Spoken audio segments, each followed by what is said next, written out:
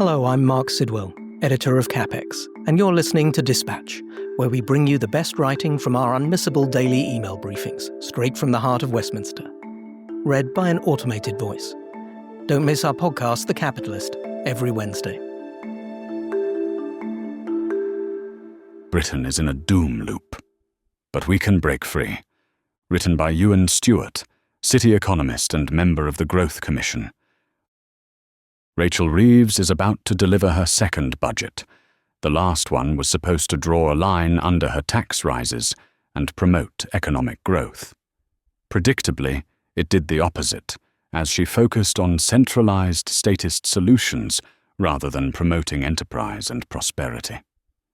We must await her latest proposals, but I strongly suspect she will compound last year's errors with more substantial tax rises, regulatory impediments, and continue to increase public spending with no consequent improvement in productivity. If she continues with this approach, the UK will remain in its economic doom loop of low growth and high taxes. The backdrop to this budget is year-on-year per capita GDP growth of around 0.6%, a fiscal deficit, despite material tax increases, almost £20 billion greater than this point last year. Inflation is the highest in the G7, and the 10-year sovereign bond yield is at 4.5%, the highest of the major European countries by some margin. By any analysis, this is a precarious position, and one that is largely self-inflicted. To put this failure in context, if current trends continue, the UK's GDP per capita will be exceeded by Poland's by 2034, Turkey's by 2043, and Malaysia's by 2051. It is self-inflicted because Reeves's first budget was manifestly anti-growth, taxing employment and profits and increasing regulation, particularly relating to employment rights and energy policy, while unleashing public spending, which is up 7.9% in the year to date, without any sign of an improvement in public sector productivity. The Growth Commission has published its own plan to break the doom loop and re-establish both economic growth and some hope. We focus on three primary principles: curtailing excessive public spending to stabilize the fiscal deficit, recycling 50% of public sector savings into carefully targeted tax simplification to remove the greatest tax barriers to economic growth, and regulatory and supply-side reform to encourage entrepreneurship. Creating a sustainable growth environment is the only long-term way to promote public spending. The current merry-go-round of tax, regulate and spend is totally counterproductive. The cornerstone of a strong economy is sound money.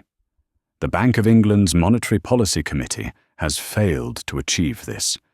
It missed the growth in broad money supply, largely caused by its program of quantitative easing, which directly led to excessive inflation. The MPC absolutely needs a plurality of thought here, with monetarist and free market perspectives at the fore. In tandem with stable monetary policy is sound fiscal policy.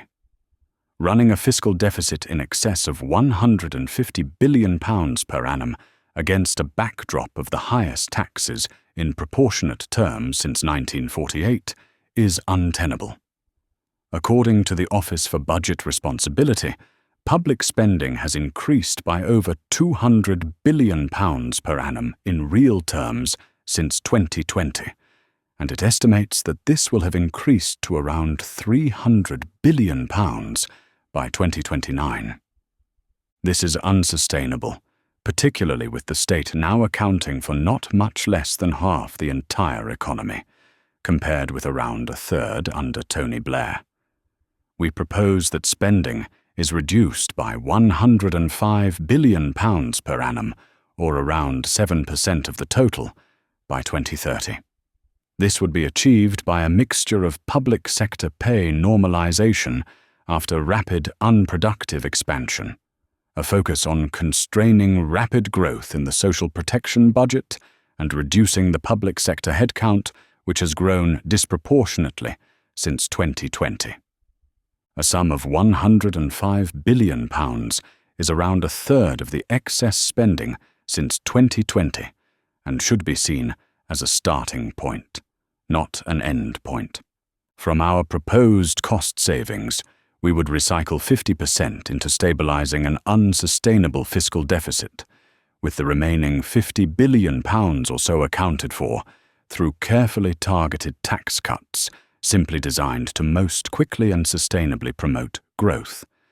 To this end, we would abolish inheritance tax, abolish capital gains tax on business assets held for over 5 years, increase capital allowances on investment structures to promote investment, and abolish stamp duty on property and share transactions, as well as reverting to the pre-2024 taxation regime for non-DOMs.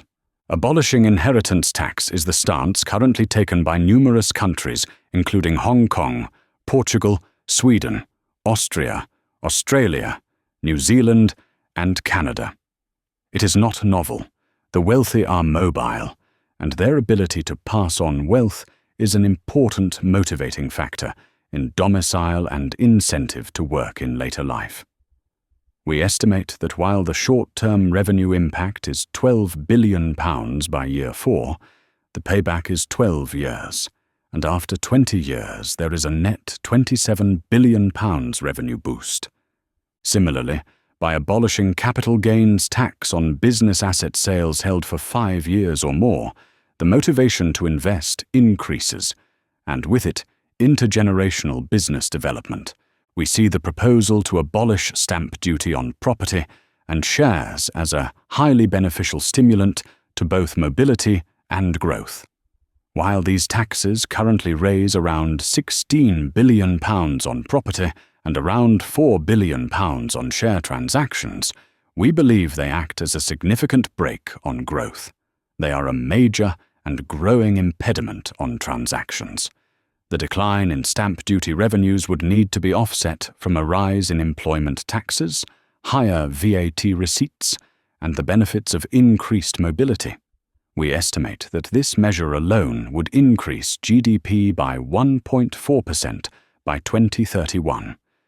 In addition to our proposal to cut spending by £105 billion, we believe the Chancellor needs to focus on supply-side simplification, notably by easing and streamlining regulation to stimulate activity.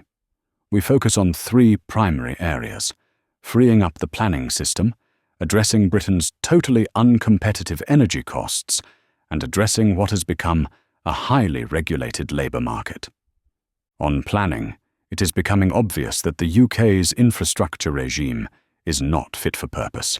Decisions often take years, and regulatory burdens greatly add to costs. Simply look at the time it takes to build new homes. Or worse, the UK's track record, even when compared to other European countries on infrastructure cost and delivery. On net zero, Britain is the outlier, and as a result has the highest energy costs in the G20, literally 3 times those of the United States. This hits the poorest families hardest, and it is hollowing out British industry. The approach taken by the US, Russia, China, and India to energy efficiency and low-cost power renders the UK's approach entirely uncompetitive and counterproductive. We would repeal the Climate Change Act and associated legislation, instead focusing on providing energy security based on free market approaches. Britain used to be a net exporter of energy until recently. With a changed approach, it can be again. We propose scrapping this government's employment rights bill, which we believe will act as an impediment to employment growth.